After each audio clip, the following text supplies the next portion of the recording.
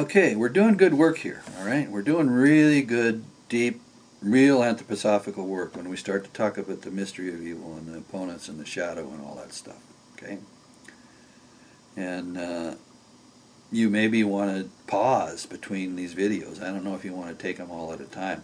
I give them as an interconnected talk because I can sit here and I can stop it at 10 minutes and then I can just go on and do the next one, because for my purposes in thinking, I have to have this continuity. I have to work out of this continuity. Okay. So that's the general thing that we just talked about the last time, a kind of general way of looking at the mystery of evil. These energies of the lower chakra are required for the creation to work in a certain way. And that's the engine from the metaphor and from symptom to reality. The engine in the train, okay? And that pulls us, pushes us through life, doing things that we need. But it wears out the human organism, wears out the rails. Okay, got that picture? All right. Now there's a lot of things that go on here. It's not a simple thing, and by any means, okay? And now I want to sort of go on to something else, which is my book, Dangerous Anthroposophy, so that people have a sense of what's in the darn thing, okay? And I'm going to just go to one set of essays because they're connected a little bit to some stuff I said before, and actually one essay. Let's see.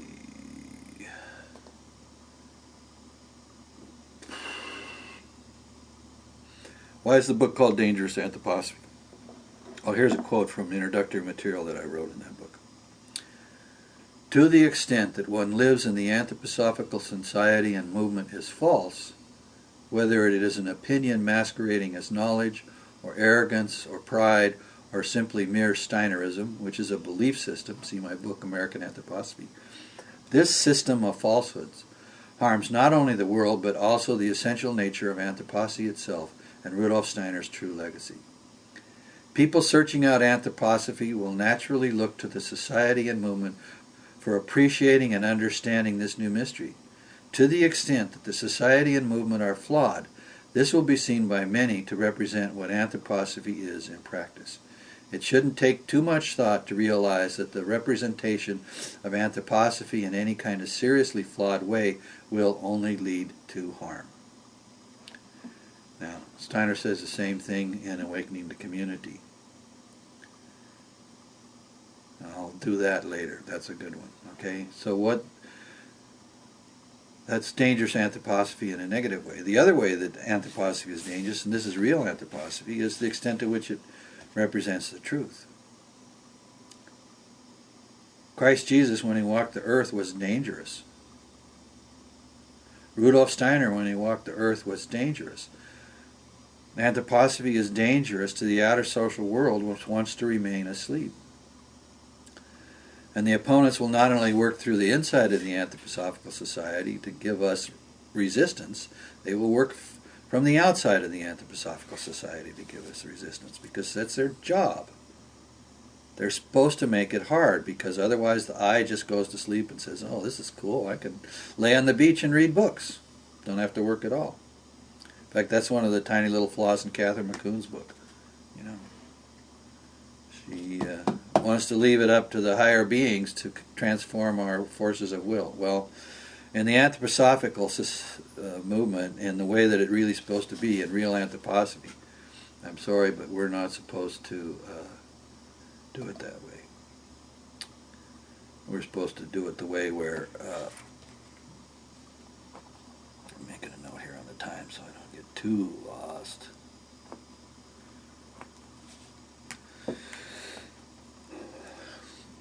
We're supposed to actually learn to transform will forces.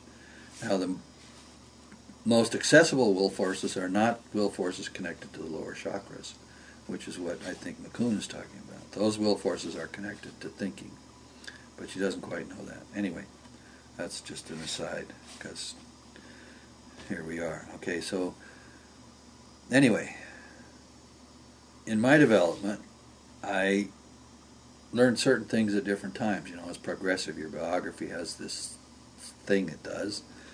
and it unfolds your path, and your path is individual pretty much. And in my biography, I found myself at a certain point in time doing something kind of interesting. What did I do? Well,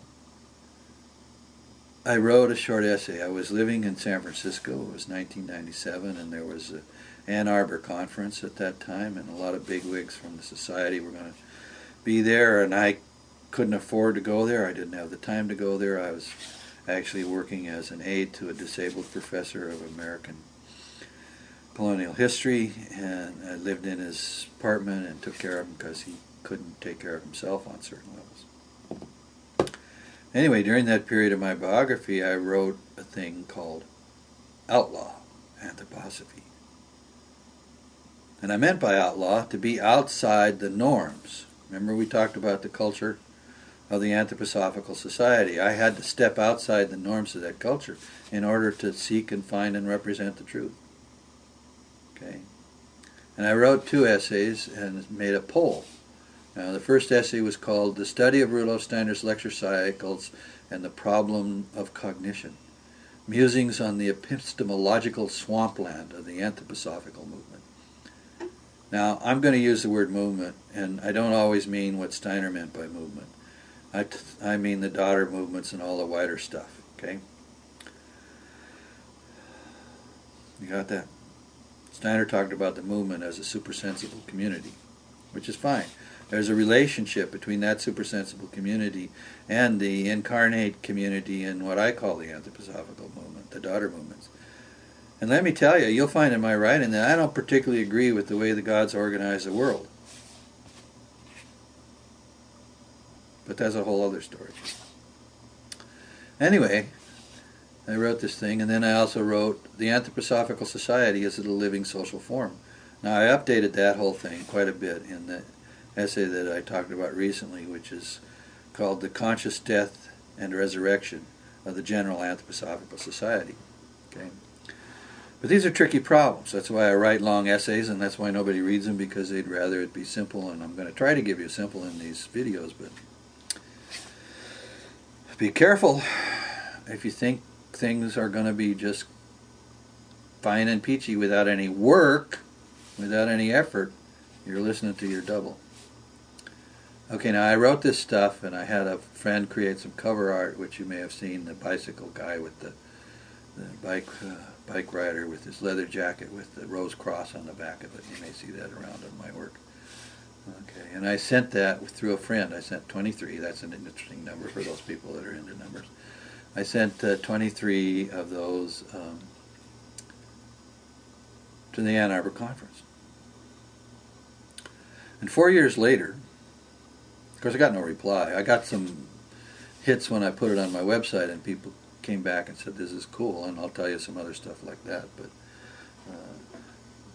since I'm running out of time, I'm going to stop now because I want to make sure I can continue the story of what happened after I wrote this thing and sent it to Ann Arbor and put it on my website.